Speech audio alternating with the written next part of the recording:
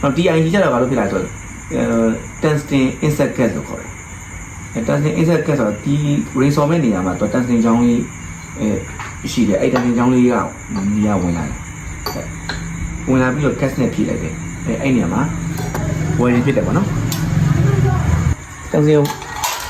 ဘာကြောင့်တုံးတယ်လဲဆိုတော့ဒီ electrode ပေါ့နော် green bone ကနေထွက်လာတဲ့သူက high voltage ရှိတယ်သူက tungsten ချောင်းနဲ့ဒီကမျက်နှာပြင်နဲ့လို့ဆိုရင်ဒီလောက်ဒီ9မှုလောက်အထိသူတို့3မလောက်အထိကိုမီးတန်းပန်းတယ်မီးတန်းလေးသူကမိုးကျွတ်တယ်လို့ပေါ့အဲ့ဒီ plasma မီးတန်းကိုအဲ့ဒီ electrode ကိုဒီကောင် tungsten ကနေပဲခုတယ်နောက်တစ်ခုကTIG ဆိုလို့ဆိုရင်ဒီအဓိက stainless steel လို့ပါတော့အဲ့ဒီတိုင်းနေပါညာပေါ့နော်အဲ့ဒါဆိုရင်အဲ့ဒီဥစ္စာကိုအဲ့တတ္တုတွေကို tungsten ချောင်းကမကတ်ဘူးပြီးရင်ဒီ tungsten ချောင်းကိုဘာဖြစ်လို့ခြုံရလဲဆိုဒီ tungsten ချောင်းလေးပေါ့ဒီ tungsten ချောင်းလေးကဒီလိုမျိုးလာတယ်အောက်ကိုအချုံလေးလာတယ်ဒါစလင်အားလုံးပေါ့ဒါ nozzle ပေါ့အဲ့ဒါဒီ nozzle ပေါ့ဒါဒီ nozzle ဦးလုံးတော့ပြည့်တယ်ခေါင်းအဲ့ကနေပြီး gas ကဒီကဘေးရထွက်လာတယ်ထွက်လာတော့ဒီကောင်တုံးနေလို့ဆိုရင်ဒီထိတ်ကတုံးနေလို့ဆိုရင်ဒါမျိုးကြီးတက်အိဖြစ်နေလို့ဆိုရင်တော့ gas ကဒီ gas ကစုမနေဘူး gas ကစုမနေလို့ဆိုရင်တော့မီးကဒီလိုမျိုးခြုံပြီးမပန်းမဲနဲ့ဒီ area ကိုဆိုမဲ့ area ခြုံမပန်းမဲနဲ့ဘေးပြန်အဲ့ gas က6ပြန်အဲ့တော့6ပြန်နေပြီးအဲ့ကနေပြီးတော့ plasma မီးတန်းလေး plasma မီးတန်းကလည်းစုမနေတော့ဘူးဟိုပြန့်တော့ဟိုဓာတ်လိုက်လို့ပေါ့ဟိုခုနေရာလိုက်ဒီနေရာလိုက်ဟိုပေါ့နဲ့6သွားနေအဲ့လိုမျိုးဖြစ်လို့ကြောင့်တန်စင်ချောင်းကိုခြုံရတာတန်စင်ချောင်းကိုလည်းလေးတုံးတာနဲ့ဒီကောင်ဆော်မကောင်းတော့ဘူးလူရကိုရိနာကိုပျော်ခြင်းတဲ့နေရာကိုပျော်ခိုင်းလို့မရဘူးဟုတ်ပြီပြီးတော့တန်စင်ဒီတန်စင်ကြတော့စတီလာပို့ပြီးတော့ပို့ပြီးထူလာပြီဆိုတော့ဒီတန်စင်ကိုချိန်ပြရတယ်ဒီတန်စင်ကအခုတော့ဒါပုံမှန်တော့ဒီကျွန်တော်တို့ဒီ4 မီလီကနေပြီးတော့10 မီလီလောက်အထိကဒီ 2.4 မီလီနဲ့ 2.2 မီလီတန်စင်ကြောင်းတွေပဲသုံးနေရှိတယ်ဒါပေမဲ့သူတက်ပို့ပြီးတော့ထူလာပြီဆိုရင်သူ့ကိုဒါမှမဟုတ် 3.2 သုံးလာပြီဒီကောင်ကတစ်ခုကို 3.2 မီလီရှိတယ်အဲ့တန်စင်ကြောင်းအကြီးပဲသူတို့ပုံမှန်ဒီ stainless အပားလေးဆိုရင်တော့ဟိုပါပဲသုံးပါတယ်တော့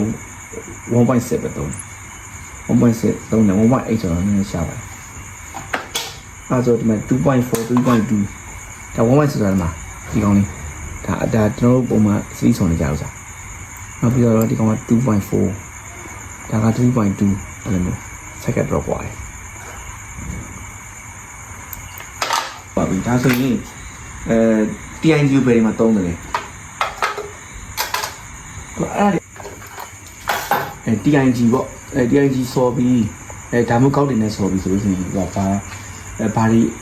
ဒီထားဆိုဒီကောင်းလေးဒီ tungsten တွေတိထားရတယ်ဒီ nozzle တွေတိထားတယ်အဲ့ဒီ nozzle ကဗျကျွန်တော်တို့ဒီ stainless steel ဟိုကောင်းလေးအပားလေးဆိုရင်ဘာလို့လဲဂျမ်မို့ဒီ number 4လို့ဘာလို့တော့ဒါပေမဲ့အဲ့ဒါလည်းဒီအကြီးတွေဆိုလို့ရှိရင်အကြီးတွေဆိုတာဗျာစတီးသားအထူတွေပေါ့တော့4 မီလီအဲ့ TIG မှာအဲ့ 5G လောက်ဆိုပြီးဆိုရင်ဒီ nozzle တွေကအနည်းဆုံးဒါနံပါတ်ခွန်ကပြီးတယ်နံပါတ်8လောက်ပါစား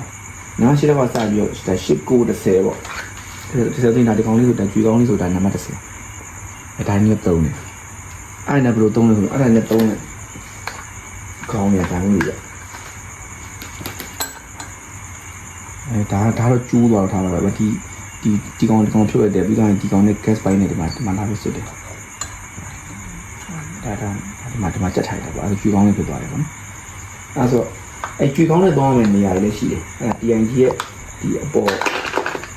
ပိုက်လုံးရဲ့ဒီပိုက်လုံးကအပေါ်မျက်နှာပြင်လေးပေါ့မျက်နှာပြင်လေးကိုဆော်ပြီးလှူးပြီးဆော်ပြီးအဲ့လိုဖြည့်ဆော်ပြီးလို့ရှိရင်ဒီကောင်နဲ့ဒီကြွေကောင်းကိုထိဝကျဲတဲ့ကောင်နဲ့ထိဝကျဲတဲ့ကောင်နဲ့တုံးရတာပေါ့အလူမီနီယံနဲ့ဆော်ရရတယ်အလူမီနီယံဆိုတာကျွန်တော်တို့ဒီခေါင်းအမျိုးအစားနဲ့ပတ်သက်ပြီးတော့ဒီကောင်မှဒါ switch အတွက်ခုနှစ်ဆက်ကနေပဲထွက်လာတဲ့